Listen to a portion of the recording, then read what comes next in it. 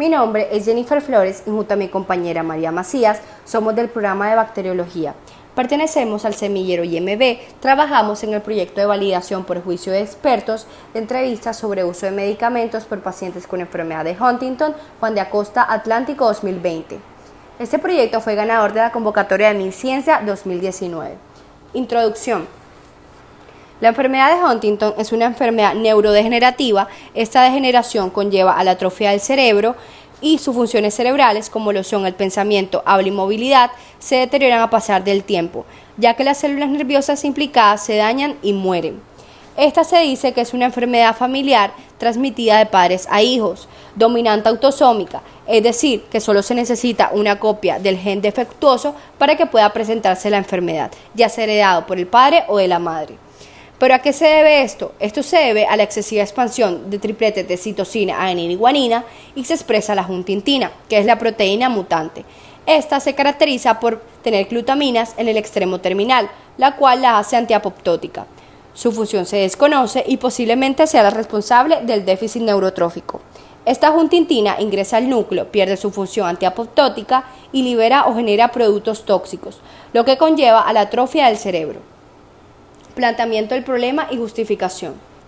Los mecanismos que inducen a la neurodegeneración incluyen la unión de la proteína mutante, es decir, de la huntingtina, a la adenosfosfatasa monofosfato cíclica, que hace que falte la capacidad para iniciar la transcripción de otros genes, que son necesarios para la actividad de la acetiltransferasa e inhibe la histona acetilasa de la histona, lo cual altera el sistema de ubiquitina-proteasoma, con la posterior presentación de la enfermedad.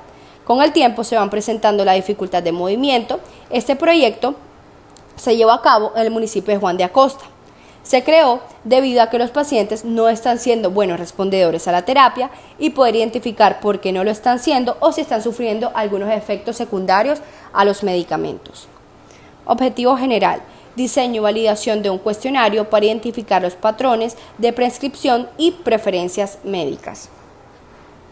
Metodología.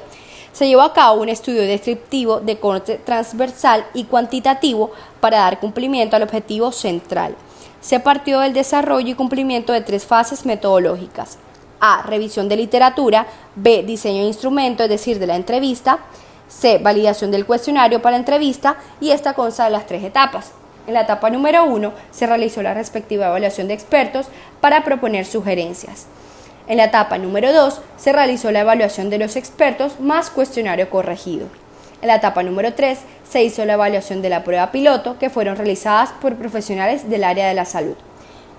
Resultados: se implementó una estadística descriptiva, tales como tablas de frecuencia, porcentaje y promedio, y se realizó el cuestionario y se obtuvieron en cuenta las observaciones dadas por los expertos para dar cumplimiento a los parámetros establecidos. ¿Cuáles fueron? Que fueron claridad, coherencia, suficiencia, relevancia y esencia.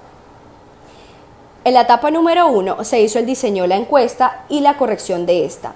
En la etapa número 2 se realizaron las correcciones propuestas por los expertos, y en el gráfico de barras pudimos observar que no todos los expertos estaban de acuerdo a los criterios de evaluación. En la etapa número 3, todos los profesionales de la salud estuvieron 100% de acuerdo a los parámetros, y luego se hizo la recolección de datos filtrándolos por sexo, edad, EPS y tratamiento.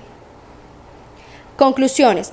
Al realizar la entrevista se encontró que la mayoría de los pacientes con enfermedad de Huntington y sus cuidadores no tenían conocimiento alguno por qué le recetan la droga a los médicos, o esta misma era recetada por un psicólogo o por la fundación. Muchos de ellos no cumplían con la prescripción indicada por el médico o no tenían acceso al medicamento desde hace mucho tiempo sin causa alguna. Se logró concluir que la mayoría de los cuidadores no tienen conocimiento de lo que representa el cuidado de la enfermedad, los cuidados que implican los pacientes con ese trastorno y cómo sobrellevarlo. Se estableció que la mayoría de estos pacientes con enfermedad de Huntington presentaron efectos secundarios a la tetrabenazina, manifestando que el uso de esta droga los descomponía anímicamente, mentalmente y físicamente.